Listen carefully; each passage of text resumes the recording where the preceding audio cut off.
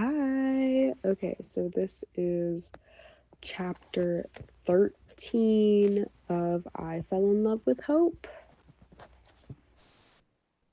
Hope. Before. My name wasn't always Sam. When I came into existence, I had no name, no memories, nothing. Blood is my first memory. It stained the room, a large, fleshy circle where a man's leg should have been. He was screaming, the man. Women in gowns dabbed his face with a white cloth and leather strapped his limbs to the bed. Another walked in, wiping off a metal saw slick with that same shade of red. She threw the thing down aimlessly, smacking her leg so the liquid wouldn't transfer from her hands to her once white dress. Would transfer from her hands to her once white dress. She grabbed a needle and injected the screaming man with a clear liquid. He struggled against the binds and the women. It took a while for the screaming to die down. It digressed into unrhythmic moans till the man's consciousness faded. I should have been scared. I think a part of me was. Another was curious about the blood. Blood is accusatory. It spreads and it stains, and its reach is infinite. I wanted to know why. My first memory makes hospitals seem like a violent place. Hospitals are not violent. Hospitals diffuse violence and cure its victims. My second memory is less gruesome, more sudden, just as sad. There was another soldier. This one was silent. You might have thought there was no life behind his eyes till he blinked. He took breath after breath, one hand on his chest. Then his hand fell. His eyes closed. He stopped breathing. Red pooled from the spot he held and dripped from his fingers. When the one-legged man woke up, he started to scream again. He crawled out of the cot, dragging himself across the floor, screaming and crying some more. He grabbed the other soldier's bloody hand hanging off the bed and wailed into it. The nurses had to pry him off. Until he fainted, the soldier stared at the dead man. He cursed as coherently as he could. He cursed the war. He cursed the nurses and the doctors and the hospital alike. He cursed death most of all. My second memory makes hospitals seem like a field, a place of harvest for death to collect. I don't argue with that. I challenge it silently as the soldier silently waits to die. Same as him. I don't believe it. I accept it. I have to. Death is not a being. It is a state of being. We humanize it, demonize it, give it a soul because it is easier to condemn something with a face. Disease is in the same boat, only it's a lot easier to convict it.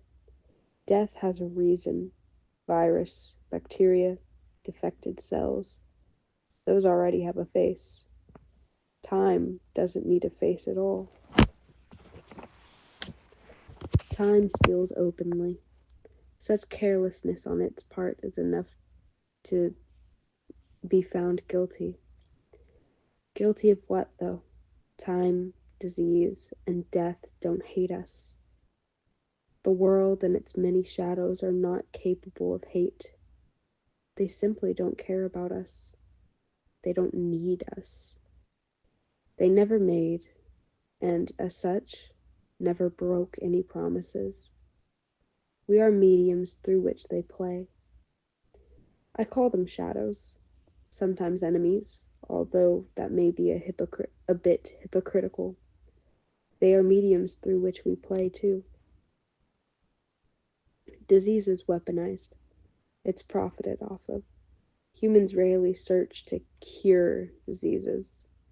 There's more value in treating someone for the rest of their life than healing them once. Death is no different. It's a means to an end, a tool, a toy. With it, people at the top of the pyramid decide how many will be sacrificed at the bottom. No one is better at killing people than people. Time is different. Chase it, gamble with it. No matter the time, or no matter the game, time likes to play because it always wins. But unlike its partners, time can be kind. Or maybe that is an illusion too. Maybe time has teeth only to grin and a voice only for the last laugh. I don't understand it enough for the concrete answer. I don't understand a great many things. I give them all souls too. Blood has a soul, books have souls, broken things have souls, especially broken things. Even the hospital has a soul, trapeazing through the halls, watching, like an onlooker inside of its own bones. Souls are susceptible to suffering. That's why I bury the memories. Living them once was enough. Reliving them is destructive habit. But my memories of him are ones I have buried inside a glass coffin. He is the one who broke a pattern in the red. He was a little boy who rose with the sun when the night was all I knew. There is never any wasted time with him. He plays with life to every extent. "Hello, wall," he says, dragging pudgy hands across the ashy floor paint. "Hello, floor." The uneven tiles clack against his feet. "Good morning, sir," he says to a passing doctor. "Good morning, sky," he says to passing the window with a crack in the checkered glass. The boy gives souls to all. He calls them his friends. Even his disease has a soul. It's an all-encompassing kind. His medication, his exams, his treatments are all to be administered exactly on time. Little does it know, time has a challenger. The boy laughs, rocking his legs back and forth at the foot of his bed. The nurse takes his temperature and then reaches for his morning pills. He opens his mouth just enough for her to slip them in. With a bite, he shuts it before she can and runs off laughing. Time, along with many nurses and doctors, ends up having to chase him. Him and his bursts of rebellion when they catch him. He always asks the nurse or the doctor to stay and play with him. They sigh, apologize, and say they have other patients to treat. He is the same with service workers who bring his food. The service workers shake their heads daily and apologize and say they have other patients to feed. The boy smiles and says he understands. Then he says hello to his plate, to his fork, to his cup, and he eats on his own. I follow the boy after his morning medication round and his checkups. I'm not curious about those parts of his life. I already understand what's wrong with him. I want to understand what he is. I want his in-between moments. An explorer. He runs across the halls without a care, asking questions, not to anyone in particular, but just to ask. He has no care who he is watching or where he is. He moves like he is a part of the hospital, a universal puzzle piece.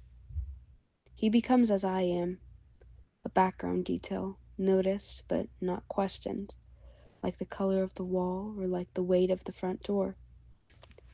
However, for how consistent the boy is to this place, he has no constants of his own. No one ever visits him. Not parents, not family, not a soul. He has his usual nurses and doctors, but there is a barrier there, as there must be. He is one of their many patients. He is not their one anything. He is nobody's one. And that is a very lonely existence. Little did time know, when it gave him to me, that I am lonely too.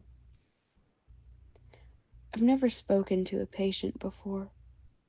In fact, I've never spoken to anyone before. At first I hide, and then I observe the boy from the threshold of his room. He plays with tiny potted plants on the ground.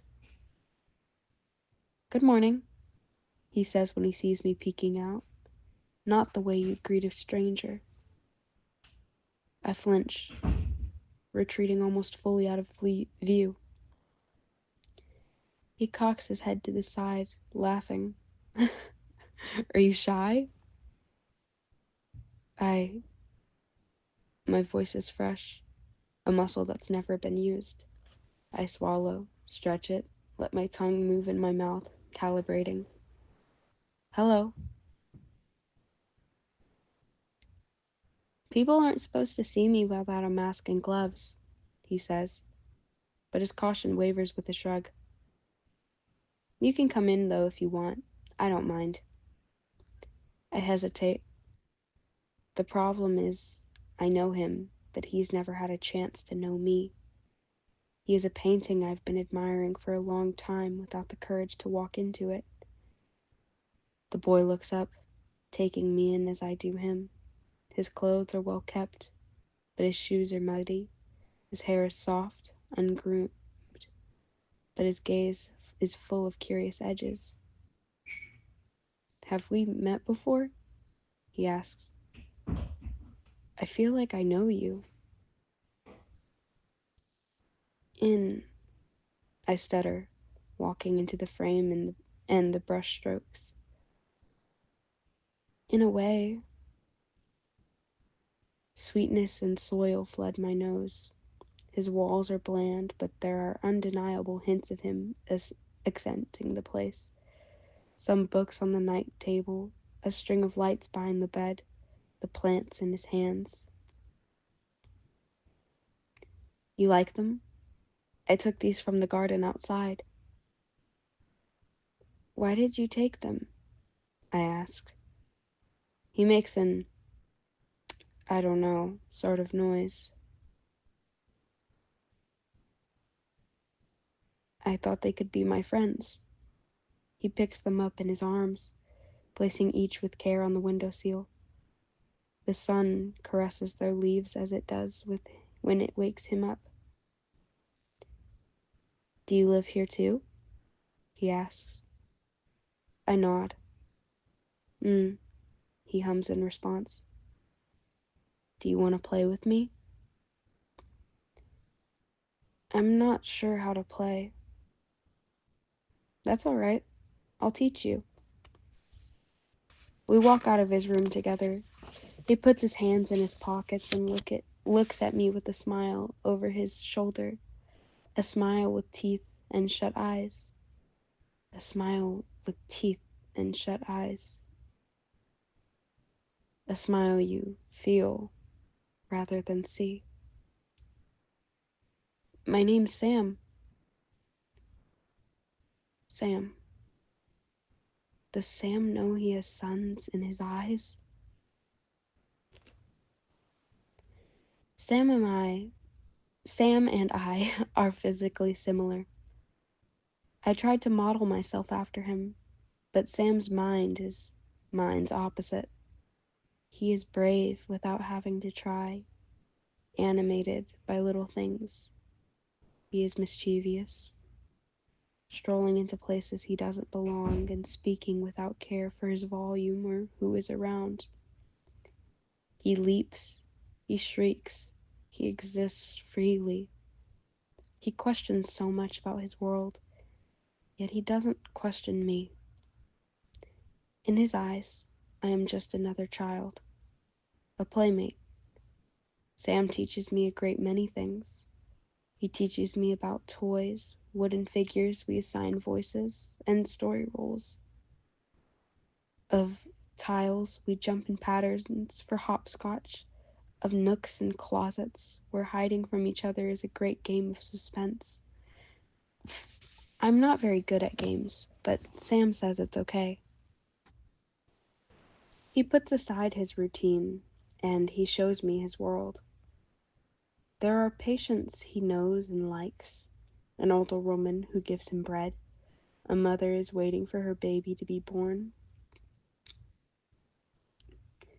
and so many more. He greets them through the doors with a wave, and only once he makes them smile does he move on to the next. Are you hungry? Sam asks as the door as the dark draws over the hospital. Do you want to eat in your room? I ask. No. He smiles with that twinkle of mischief. Let's go eat outside. Are we allowed outside? Knights are allowed everywhere in their castle, Sam says. Knights? Yeah. I'm a knight and I'm the castle's protector, like in fairy tales. He whispers, his face dropping when he realizes I don't understand. You've never heard of fairy tales? I shake my head. Oh. Sam blinks for a while, his cheeks and lips puffed out. Okay, I'll tell you some. We tiptoe through the hall, Sam giggling under his breath the whole time. Bread rolls stuffed up his sleeves. He runs once we're out of sight, up and up, until we reach the stairwell. Sam opens the window at the very top and ushers me through it. We emerge, and there I meet the sky. It's cold and gray, and the ground is harsh, and the wind is harsher. This is the roof, Sam says. I shiver, hunching and rubbing my hands up and down my arms. Sam seems to like it, though. He takes one of the bread rolls from his sleeves and gives me one, and sits. Look, he points up, against a layer of darkness. The sky wears lights. They're dull, yet they flare like candles about to go out. Those are my stars, Sam whispers like it's a secret he trusts me to keep. They're the most beautiful things in the world. Stars, I think, the words playing voicelessly on my tongue. Are you a star? I ask. Sam's mouth opens, a surprised sound stuttered from his throat. Then he laughs, the eruption cracky and full. You're silly. And when his laughter ceases, we can share my stars if you want. It's a breath, a promise. The first promise he ever makes with me. I nod, with a pleased hum. We eat together, me in silence and him telling me his fairy tales.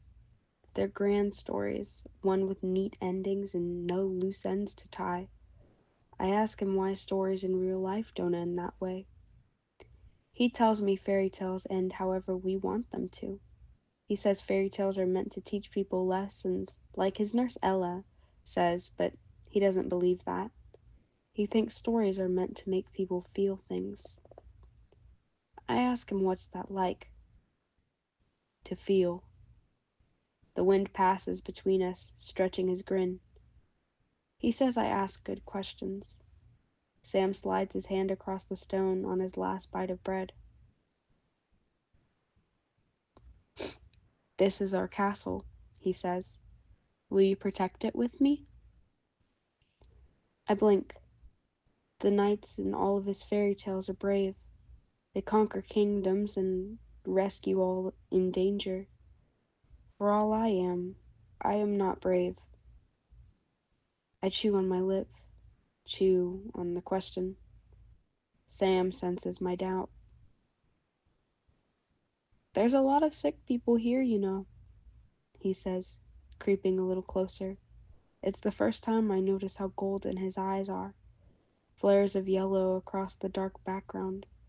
It's a detail you can only see from up close, not just by admiring a painting, but by being a part of it. Sam smiles, a smile you can feel.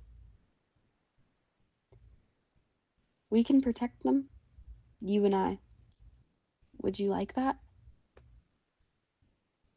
I would, even without bravery at my side. Already, from a single look, a single span of a day, I know so much about him. Sam, a name simple and warm, but at once musical in the right tone. Yellow, in his eyes, bright when he is happy, even brighter when he is sad. His voice is young and high, yet comfortable, no matter the listener. He holds himself like a character, a hero in a novel, a knight without a self-conscious bone in his body. I'll teach you how to be a knight, okay? He says. Really? Yeah, I like playing with you. He looks at my face the way I look at his, reading me. What did you say your name was? I don't have a name. You don't? I am. I begin. I am not like the other broken things, you know. A name is relevant. Backgrounds don't need relevancy. That defeats their purpose. Sam, with the sky illuminated at his back, thinks otherwise.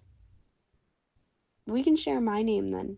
Your name will be Sam too, I decided. He declares to the cool breeze, leaning closer to me. Go ahead and try it. Say, I'm Sam. My voice is small. Everything feels small compared to him. His name feels anything but. I'm Sam, I say. With glee, one of Sam's hands, soft and baby-like, grabs a hold of mine, and I become the stone underneath our feet.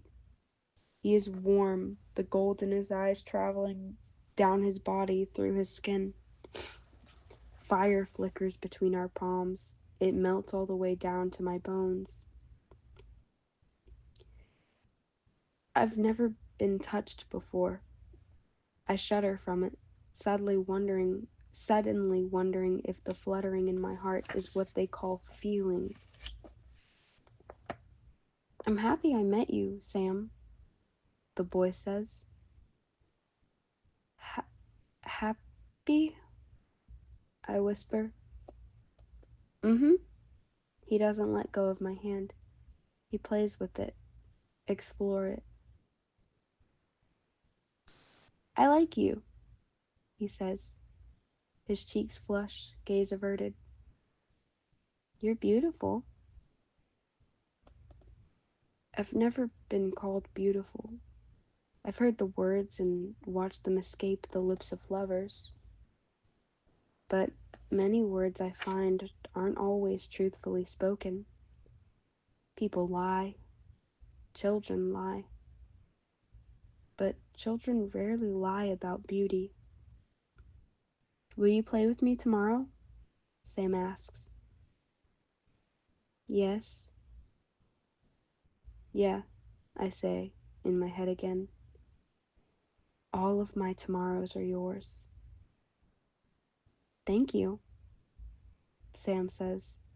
He kisses me on the cheek and climbs back inside, waving. Good night, Sam. Have sweet dreams. The day I met him, even buried, is a memory laced with joy of its happening and the pain of its passings. Because even if I told you I've forgotten it, You can't trust me. You don't ever forget the first time you fell.